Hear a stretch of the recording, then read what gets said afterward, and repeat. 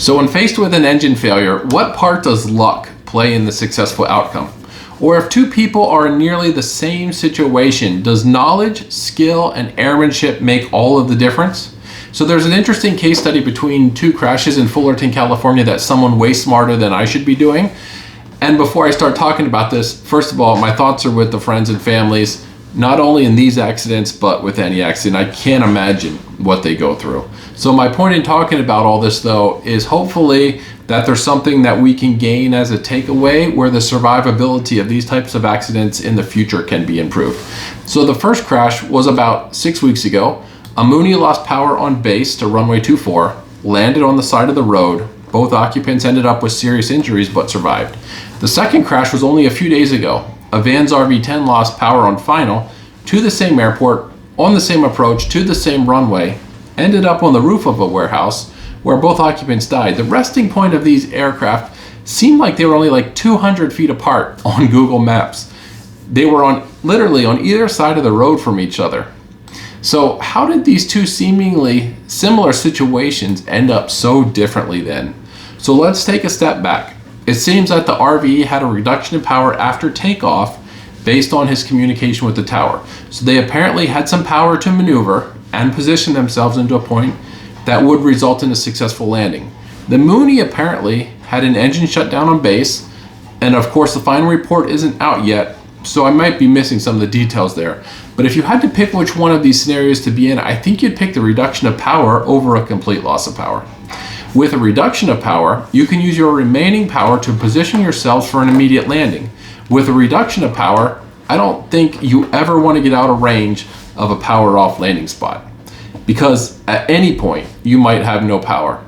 So then how did this reduction of power aircraft end up in a worse situation than the complete loss of power aircraft? I think it has to do something with how the aircraft touched down.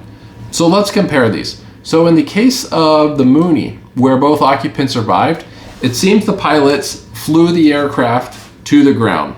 It wasn't an ideal landing area by any means. There were obstacles all over the place, but they got the airplane on the ground.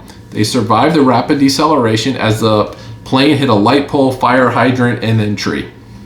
In the RV case, now I'm not in the business of speculating what happened, but from an image captured before the crash, we see the underside of an airplane, which looks like this. So this likely indicates that the pilot was either getting too slow, trying to stretch the glide, and that resulted in a stall spin. So one big difference here is the attitude of the plane on touchdown. One was on the belly gear, normal landing attitude. The other was wing, nose low, hitting first. Now, of course, being on top of the roof didn't help, but the same road was available to the RV that the Mooney landed on. Of course, conditions could have been different, right? There might have been more traffic on the road or something else. And I don't want to judge the RV pilot too much. He was in a situation that I've only ever practiced for, I've never actually been in. So this brings us to deceleration. When you meet the earth on your side or nose down, the deceleration is almost immediate and the body can't handle those G-forces.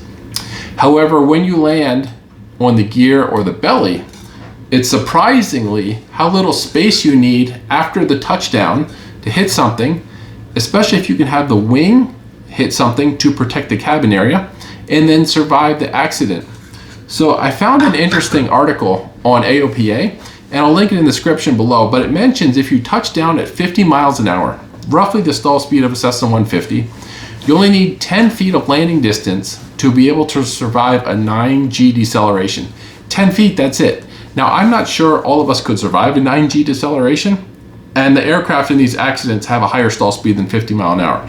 But I think the point is clear. Land an airplane as close to stall speed as possible, and then it seems your odds of surviving increase exponentially. So even if you don't have like some huge field, which we all look for when there's an engine failure, right? And you're practicing them, even if you land in like a small area with a proper touchdown at right above stall speed, you increase your odds greatly of survival.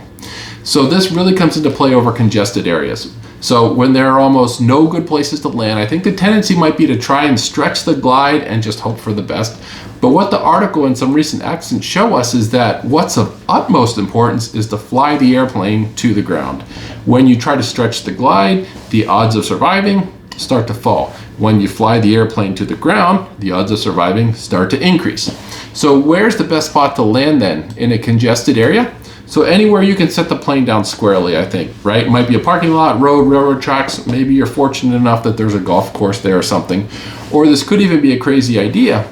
But if you have a reduction in power, like say maybe as you're just starting downwind, maybe you set yourself up to land perpendicular to the runway, on the grass or a taxiway, or even at a 45-degree angle to the runway. Maybe we need to think about the airport as a whole as a landing option, not just locking ourselves into needing to make a landing on the runway and getting ourselves into position for either direction.